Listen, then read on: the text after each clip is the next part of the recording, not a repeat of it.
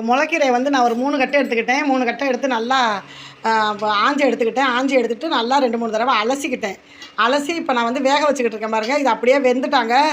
நம்ம என்ன செய்கிறோம், இது அப்படியே பூண்டு தட்டி போட்டு தான் தாளிக்க போகிறோம். வெங்காயம், பச்சை மிளகாய் இருந்தாலும் போட்டுக்கலாம், இல்லைனா வரமிளகாய் போட்டுக்கலாம். போட்டு தாளிக்க போகிறோம். வாங்க இதை எப்படி சுற்றிக்கிட்டோம். இதை வந்து ஒரு பாத்திரத்தில் எடுத்து வச்சு தாளிப்புக்காக பூண்டு நல்லா உரித்து குழவிகளில் வச்சு நசுக்கி வச்சுருக்கேன். வரமிளகாய் வச்சுருக்கேன். சின்ன வெங்காயம் அரைஞ்சி வச்சுருக்கேன். இப்போ தாளிப்பு கொடுத்துக்குருவோம்.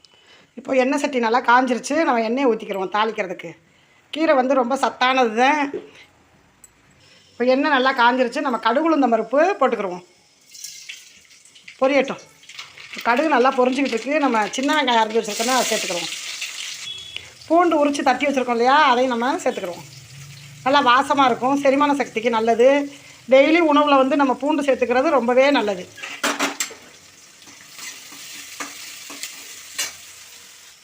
இப்போ வந்து நான் வரமிளகாய் சேர்த்துக்கிறேன். நீங்கள் பச்சை மிளகாய் இருந்தாலும் சேர்த்துக்கலாம். வரமிளகாவை நல்லா கழுவிட்டு ஒரு அலசிட்டு நான் வந்து 2 கிள்ளி வச்சுருக்கேன். சேர்த்துக்கிட்டேன். இப்போ கடுகு, வெங்காயம், பூண்டு, வரமிளகாய் இதெல்லாம் நல்லா வதங்கட்டும். இப்போ நல்லா வதங்கிருச்சு. நம்ம கீரையை வந்து மிக்சியில் தான் நான் போட்டு எடுத்து வச்சுருக்கேன். அதையும் நம்ம சேர்த்துக்கிறோம். ஒரு சத்தான கீரை தான் முளைக்கீரை. முளைக்கீரை வந்து இது மாதிரி சமைச்சு நம்ம கொடுக்குறது ரொம்பவே நல்லது இப்போ குழந்தைங்களுக்கு. அப்புறம் உப்பு வந்து நான் எப்போயுமே கடைசியில் தான் போடுவேன் கீரைனா.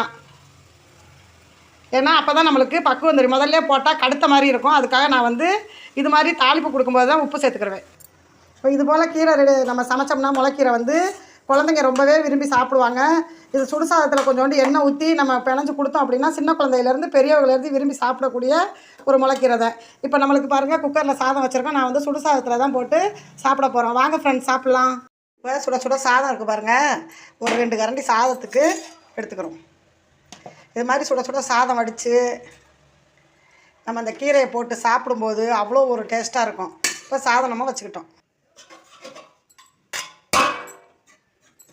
கீரை தொட்டுக்கிற வந்து பாவக்காய் வச்சுருக்கேன் நான். நம்ம சின்ன குழந்தைங்களுக்கு கொடுக்கணும் அப்படின்னா மட்டும் கொஞ்சோண்டு நல்லெண்ணெய் ஊற்றிக்கலாம். அப்போ அந்த வாசத்துக்கு, இந்த கீரையினுடைய வாசத்துக்கும் நல்லா விரும்பி சாப்பிடுவாங்க குழந்தைங்க. பெரியவங்களாக இருந்தால் நம்ம விருப்பப்பட்டால் ஊற்றிக்கலாம், இல்லைன்னா அப்படியே பிணைஞ்சு சாப்பிட்டுக்கலாம். பாவக்காய் வெஞ்சனத்துக்கும் இந்த கீரை சாப்பாட்டுக்கும் ரொம்பவே சூப்பராக இருக்கும். Okay, thank you friends. வாங்க எல்லோரும் சாப்பிட்லாம். இது போல் கீரை கிடச்சா நீங்களும் வந்து முளைக்கீரை கடைஞ்சி குழந்தைங்களுக்கு கொடுங்க. இது பெரியவங்கள்லேருந்து சின்ன குழந்தை எடுத்து சாப்பிடக்கூடிய ஒரு முளைக்கீரை தான். சமைச்சு ஆரோக்கியமாக சமைச்சா அன்போடு சாப்பிட்லாம். வாங்க ஃப்ரெண்ட்ஸ். Okay, thank you. இந்த வீடியோ பிடிச்சிருந்தா லைக் பண்ணி, ஷேர் பண்ணி, சப்ஸ்கிரைப் பண்ணுங்கள். மறக்காமல் நம்ம சேனலில் வர்ற வீடியோஸ் எல்லாத்தையும் ஸ்கிப் பண்ணாமல் ஃபுல் வீடியோவாக பாருங்கள். Okay, thank you.